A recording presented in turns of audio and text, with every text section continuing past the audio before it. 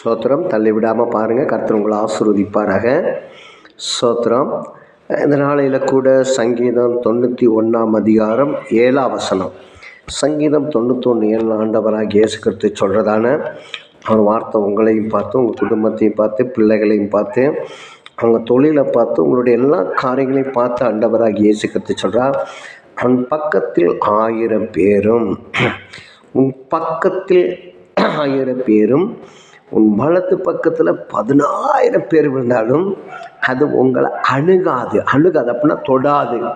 தொடுறதுக்கு வாய்ப்பே இல்லை. இது தேவனுடைய சித்தம், இது தேவனுடைய சத்தம்.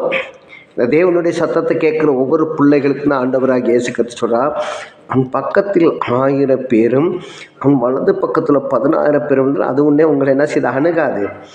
அப்போ எதற்காக நீங்கள் அடிக்கடி வாழ்க்கையில் சில காரியங்கள் அணுகுது? இன்னும் நிறைய பேர் கிறிஸ்துவ வாழ்க்கையில் வாழ்கிறவங்க சொல்லுவாங்க, பேய் பிடிச்சிக்கிச்சு, அந்த பலவீனம் என்னை விட்டு போகலை, இந்த சாமம் என்னை விட்டு போகலை. அது காரணம் என்னென்னா, நீங்கள் தேவனை இருக்க இடத்துல விசுவாசிப்பது அல்ல.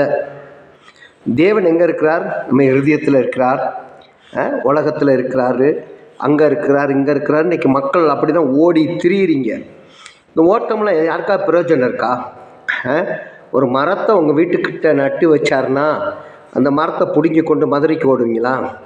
மதுரை மண்ணில் வருமா? மதுரையில் உள்ள மரத்தை பிடுங்கி கொண்டு வந்து கொடைக்கானல் மண்ணுக்கு வருமா? எந்த ஒரு காரணத்தினால தான் இன்றைக்கி நிறைய பேர் சாபம், நிறைய பேர் சாபத்தில் இருக்கிறது. அதுதான் காரணம். அதனால தான் ஆண்டவர் சொல்ல, உன் பக்கத்தில் 1000, உன் வலது பக்கத்தில் 10,000 பேர். அப்போ 10,000 பேர் வந்தாலும் அணுகாதுன்னு சொன்னார்ல, அப்புறம் ஒரே ஒரு பிசாசு உங்களை ஆட்டுதுன்னு சொல்கிறீங்க? அவர் செய்வனை எங்களை தாக்குது, ஒருத்தருடைய பலவீனம் எங்களை தாக்குது, பலவீனங்களை விட்டு போகணும் ஏன் சொல்கிறீங்கன்னா, உங்கள்கிட்ட விசுவாசம் இல்லை.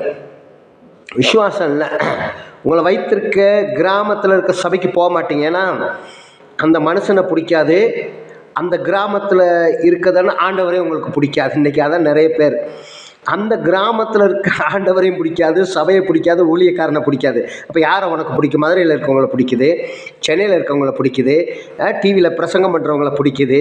அவங்களெல்லாம் உங்கள் வீட்டை குறித்து, உன்னைய குறித்து என்ன தெரியும்?